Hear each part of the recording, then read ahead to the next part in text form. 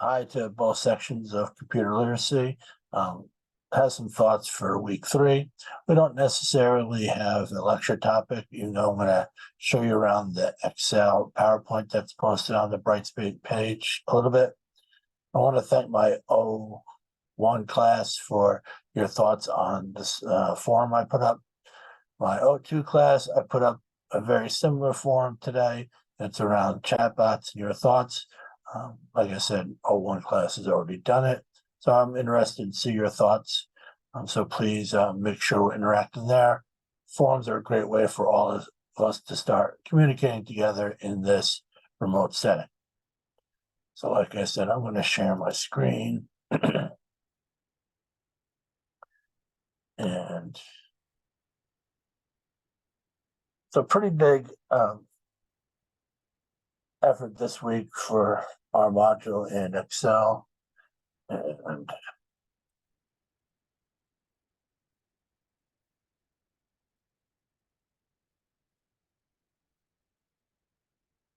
like I said, it is the only thing that's due this week. We'll show you a little look around. And we've had some folks start working on it already, which is great.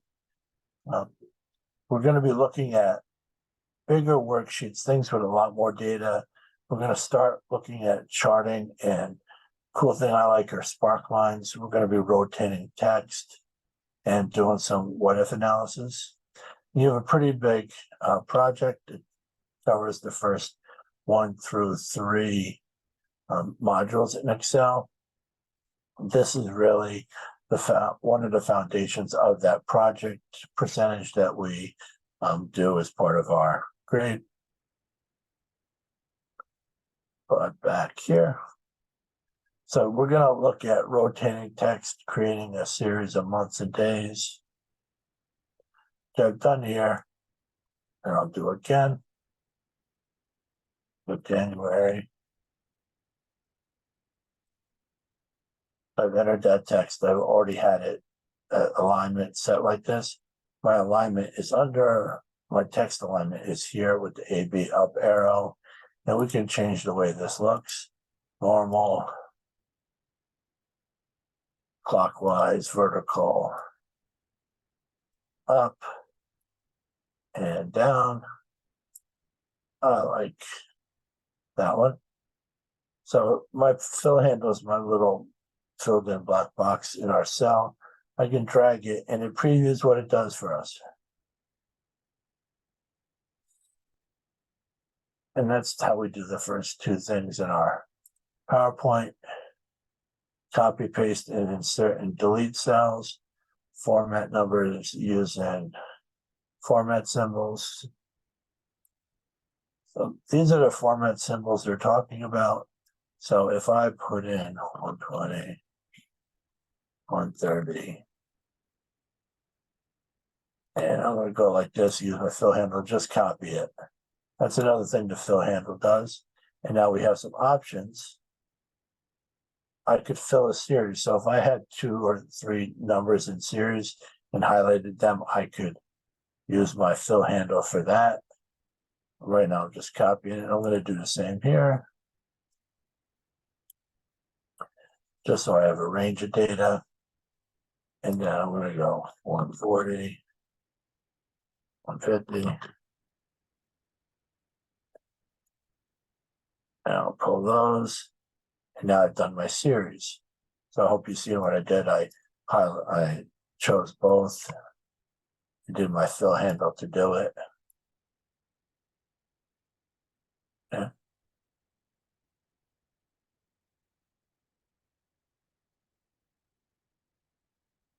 Now format with symbols, we do like this. So say I want these guys to be accounting under my number and do my drop down, and I can have whatever formatted number I want. We'll throw some euros in there. I can set percentages. And I'm going to undo that because it really doesn't do much with the numbers we had. This can add or take away decimal points. So I added 2 decimal points there.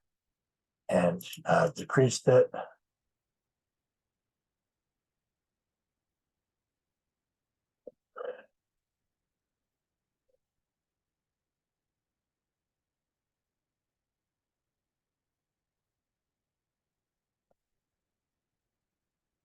I'm going to clear the formatting here.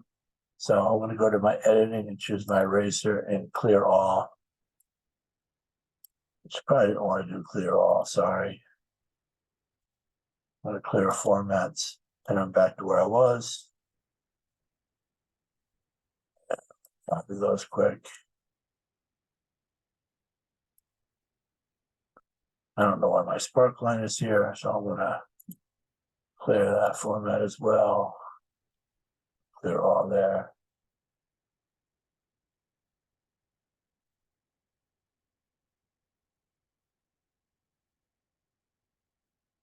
When we highlight a series of numbers, we can do things quickly with it. We can do things like data bars, which show up in these cells to show you how big numbers relate to each other. Kind of like what if you're going to do in the lesson. We can change color scale, icon sets. We can show which one of the series is greater, which is the top 10 in clear formatting. We can build charts right out of these and show us what they look like. We can get totals. We can do a sum, average, count, percentage, surrounding totals, more sum functions, all from this little drop down of series of data we did. So let me clear the formatting here. And we'll gonna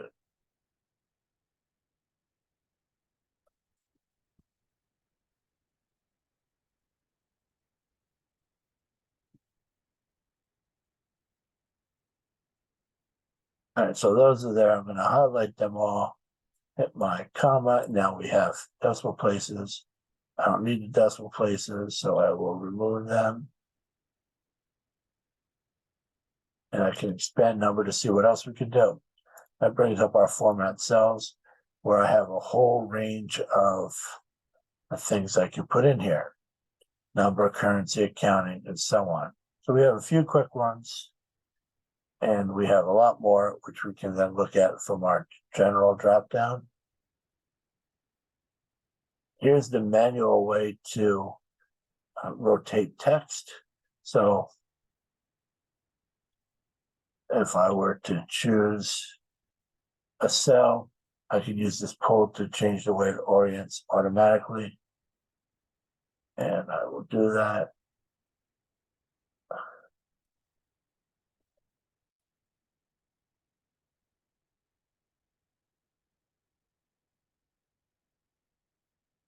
Right. So I do like the way the oriented text looks, but we don't necessarily need that, so I'll put it back.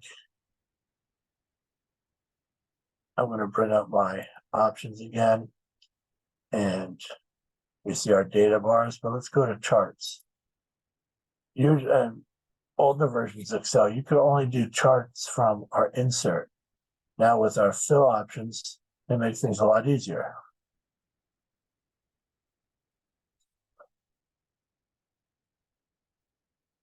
We could sum and add a sum total to our 7th row. We can see averages for the same.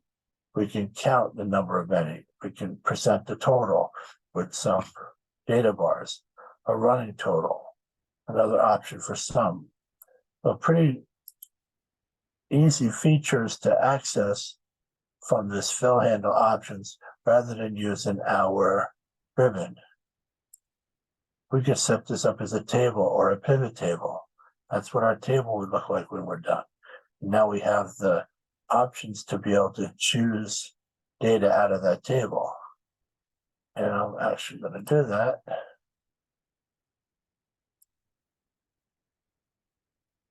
Now I'm going to put some spark lines in, which is something we're going to do in our exercise. So we can see what they look like. I kind of like the line one.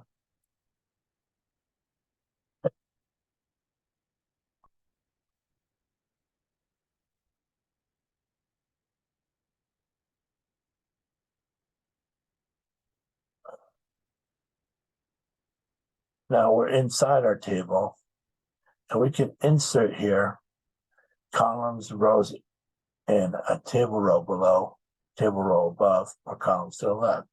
So I'll put one below. Now you notice the shading is aligned with our project, and let's enter some more data.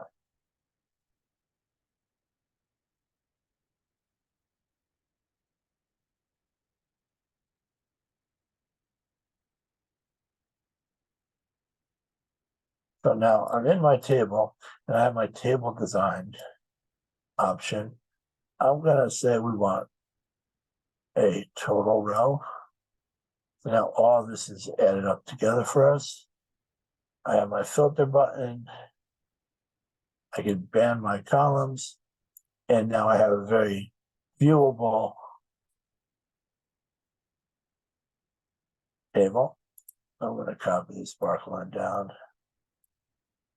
And now we see spark lines, inserting rows into a table, inserting data.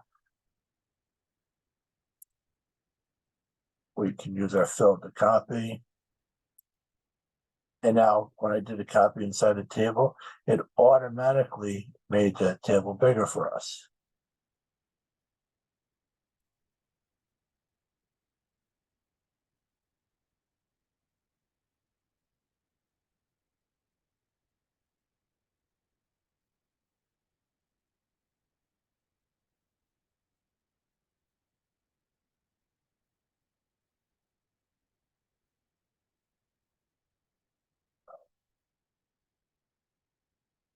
I could change my functions in our table here, and I'm going to do average.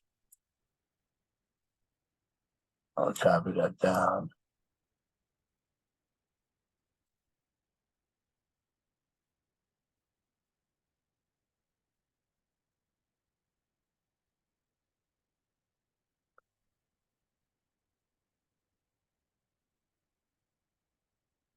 You can use absolute values and references in a cell. I'm going to go to that slide.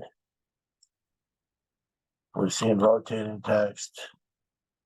We've seen copy, and we've seen all the fill options to make our column widths bigger. When we highlight our cursor, we have the down arrow when we highlight, say, B column here. If I go between B and C, I have a little cross symbol, and I can drag it to make things smaller or bigger. I can also double click this, and it'll automatically format the size of our entire range of data.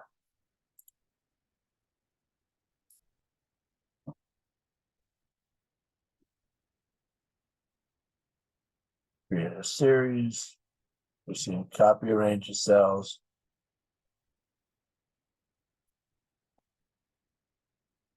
I showed you insert a row. I did it so in a table. It's the same thing outside of a table too. So if I have a series of numbers and I want something between the 1 and the 22, I can click in the cell and do insert, and it has me do something, and I want to do an entire row. And now I have another row.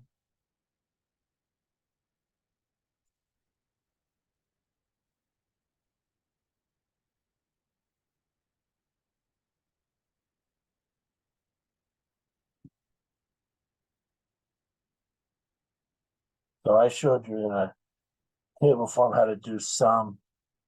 I know the exercise calls us for to use auto sum. So the way we do it, if we put our cursor at the end of a series of numbers and hit auto sum, and it sums it for us, and hit enter. And notice next to auto sum, there's a button where I could average these. I can count how many. I can have a max and a min. So that's a whole lot easier than writing out a formula to all of these, which you'll have exercise for and probably already have. So just showing you some other ways to do things. Another option for us is system date. I want to make sure we know how to use our search. I'm going to type system.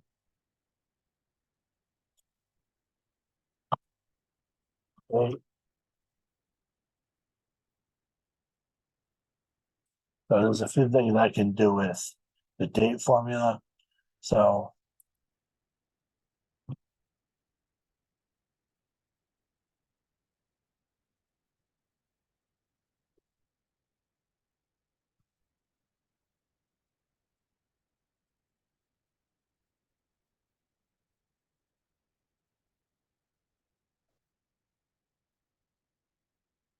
that's not what I wanted to show you. Let's do what the slide says.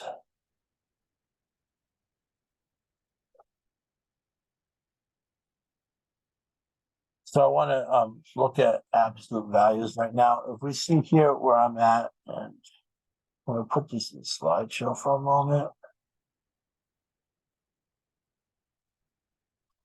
So our regular cell reference looks like this, just B4. When we have the $B, $4, that's an absolute cell reference, meaning that cell won't change when we manipulate it or copy it or things like that. It's used a lot when we have formulas. We have a mixed reference, which not many people use. We usually use our relative reference and our absolute reference.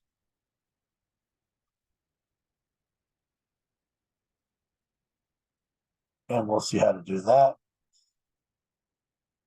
You're going to look at data analysis with some if statements.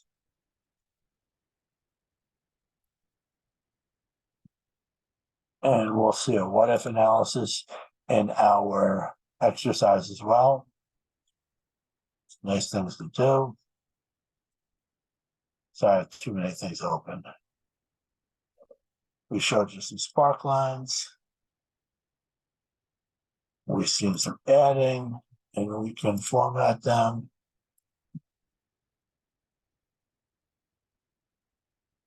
We can clear, edit locations and such. We have our sparkline option, which we can change our style.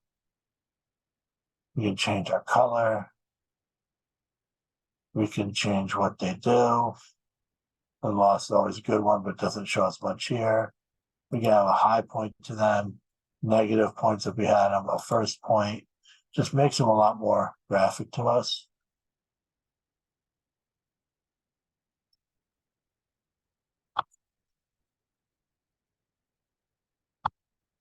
We'll let you work on formatting on your own. We already seen quick ways to add cluster charts, but doing the exercise, we'll do it through insert and chart. Just to show you that. So insert and charts are here. A clustered bar is this one. I have a blank chart. And let me move my lovely face. And I can add chart elements here. I can do different colors. But usually what I would do is highlight my range of data, then do insert 3D chart. Now I have something to talk about. I can add elements like put my axis title in or remove them.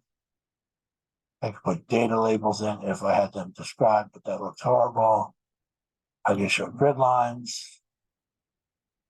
I can show my legend.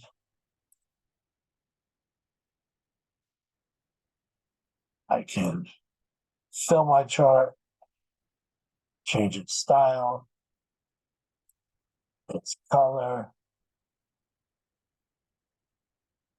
change my series if I so choose, all from our quick menu. You do some of the things in our chart design and our format. And change our style as well, and so on. So every time we click a table, which we see in our chart, we get other menus, get those with pictures and audio files and all the same as well.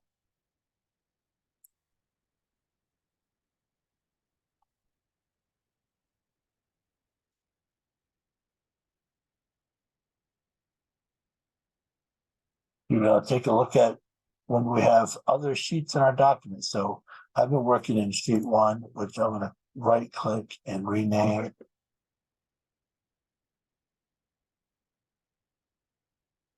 And let's put another one in. Hit the plus button. I'll rename it week 2. So now I have 2 different sheets, presumably with different data. I can organize this by just dragging it in front of week 3. Now it's here. From my right click menu, I can delete this. I can insert. I can link this sheet. I can change my tab color. Does so in gradients.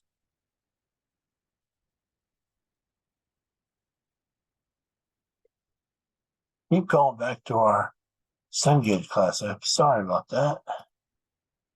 We've seen how to move our data. You'll get an exercise in checking our spelling, which I've never did in Excel. You can change our views, and we're going to see how to freeze and unfreeze large sets of data. So if this was a lot bigger in scope and I wanted to have data to the far right of my screen or down further, I could actually go to view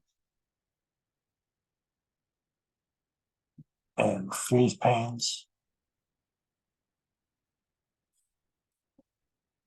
Sorry, I had to choose data. The biggest ones we do are freeze top row and freeze first column. So if I freeze top row, you can see I'm moving up and down our sheet. I'll unfreeze it by the same way. I'll show what happens when I freeze the first column. And I keep going, and that column still stays there. I'll come back and I'm going to unfreeze.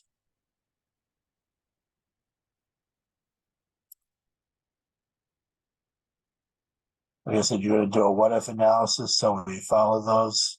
We're going to look at insights, and we're going to look at some accessibility. So that's what I wanted to share this week. Keep up the great work in our assignments, and class 2, make sure we're doing our forum. All right, have a great week, everyone.